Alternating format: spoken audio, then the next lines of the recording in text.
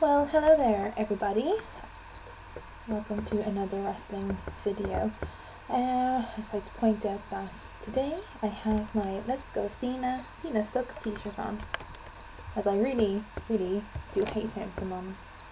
It wouldn't be so bad if he was at least trying to put some talent over, but he just refuses. We'll talk about Raw right now. We'll just start and go from there. Basically, it started off with Punk kind of giving out as usual about The Rock, but he has a point, and I don't mind him ranting on about it because he is the better champion. He deserves to be the champion still. We didn't have the champion on last night. He was away. I think he's actually filming a new movie. Sorry, I'm moving around a lot, and it's probably blurry. I do apologise. I'll stay still. God, I hate this bloody camera.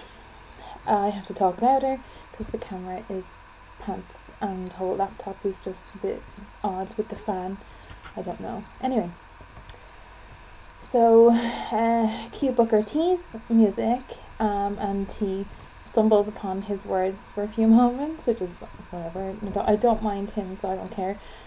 And said that Punk had a match tonight and it was a Raw active match, so obviously we get to choose, which really means we don't, because I couldn't even vote. I tried so many times, and you're only given a certain amount of time. There is an allocated spot for this vote. Well, anyway, but it was between Orton, Mysterio or Jericho, and obviously him and Jericho had some of the best matches of last year that weren't even nominated for Match of the Year in the Slammies. So that was the match that won anyway. And then we had Ryback come out and fight Antonio Cesaro. That was actually quite a decent match. They seem to work really well together, and I know that they're friends and they gym it and travel together too. And I know that Daniel Bryan travels with them as well, and Punk sometimes. So they're athletic and they know each other inside out, and it was actually quite it was good. Ryback won, so that's that. I'm not sure if that was no, it wasn't for the Elimination Chamber. Anyway, then Santino came out for a match against Jack Swagger, who returned on SmackDown last week. He seems to be a complete heel now because he's got this crazy angry face. He keeps breathing like he's Ryback. It's like, I can't do it. It's so not attractive for a girl to do it. But yeah, he's just so badass. But I do think he is a good wrestler, and he's definitely one to watch anyway. He has some good moves. He beat Santino. I think there could be a bit of an issue with him and Booker T, because Booker T was commentating on that match, so who knows. I'm freezing, so I'm holding my mug. This is a really old Raw mug, Raw SmackDown mug. I think I've actually had this in videos before.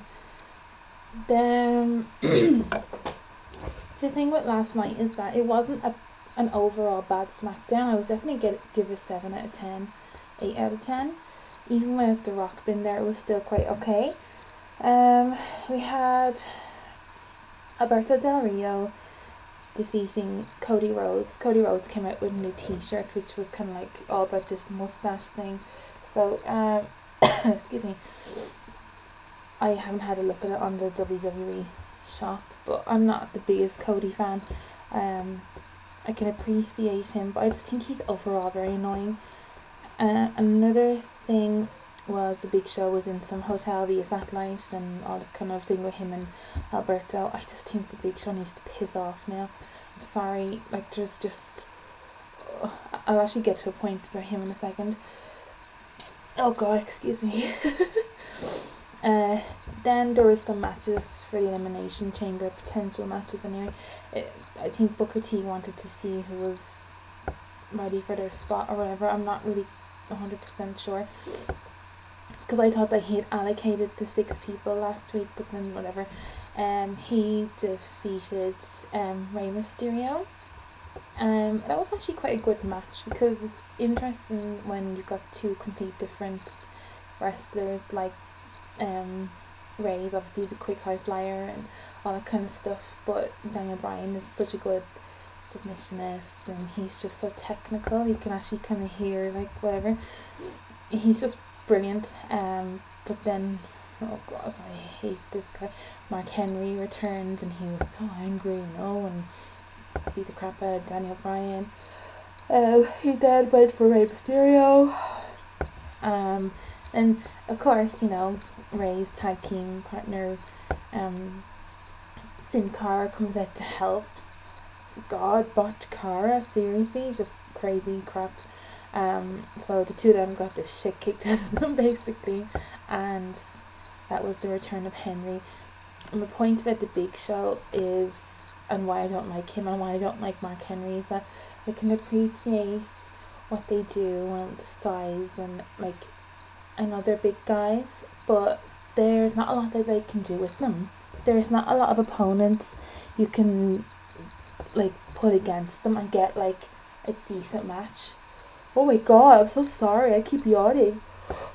Oh goodness me. I apologize.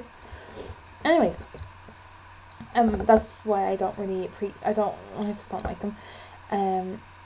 We had then another Elimination Chamber match thing, whatever.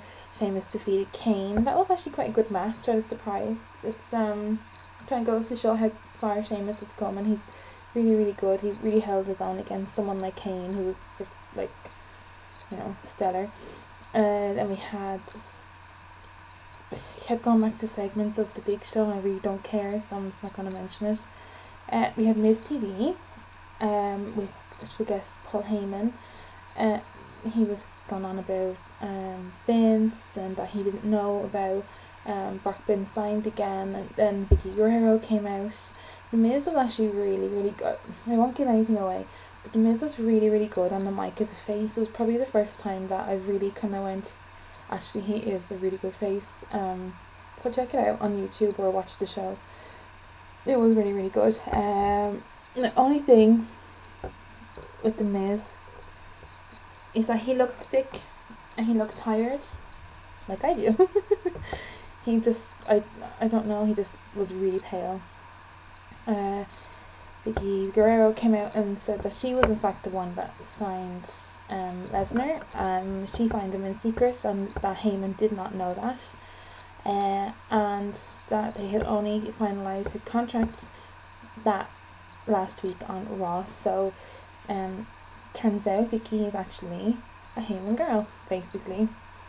But Lesnar came out and F5'd The Miz. Miz tried to fight back, got kicked, fuck Lesnar, like, come on. Furniture got thrown everywhere, so that was okay. It was a good segment. We had, I really don't know who Wade Barrett has pissed off lately, but he's the Intercontinental Champion. He should be like facing guys all the time. He should have he should be given more respect than what he's getting. He's getting shite all. He's getting done over by an NXT rookie. He's facing Randy Orton every week, and that's just nothing new. I felt like Kofi and The Miz were getting more spots, more attention when they were IC champions. Why isn't he just as good, if not better? He's a way better wrestler, as in he's got the whole, street fight kind of edge about him, and he's just overall better, and he's just amazing. So I don't know. I just really hope it picks up for him, because it would be an absolute shame, and he actually deserves to be World Heavyweight Champion in my eyes. And I know that the fans are saying that as well on Twitter and stuff. You see it all the time. What else happened? We had the Raw Active match was Punk against Jericho, which was, in my opinion, and a lot of other people's opinion, the match of the year so far. That'll probably stay with us for a few weeks anyway. It was just so good to see them wrestle each other again, and it was just brilliant. Obviously Punk won because he needs to prove the point to The Rock and all that kind of crap, but I love that Jericho let him go over and win it and all that kind of stuff. They're just so good together wrestling. I just love them both. It's quite funny when Jericho comes on, my phone goes a bit crazy. He's like, yo, here's Jericho. And I've always been a Jericho fan, but I was always a bigger Punk fan. But when I kind of was made listen to Fozzy and stuff, I really appreciated Jericho a lot more. And when I seen Fozzy and was like inches from him, I definitely have a huge amount of respect for Jericho. Anyway, just quickly, the last thing, that it ended with Cena, of course. He's calling out the Shield, but actually Brad Maddox called out the Shield first and was just kind of voicing his annoyance, and he done a really weird Bane impression. It was just like it was really funny. He's so good at getting under your skin. He's just very good. They come into the Shield then in the crowd, and they were, they all had microphones, so they were all talking.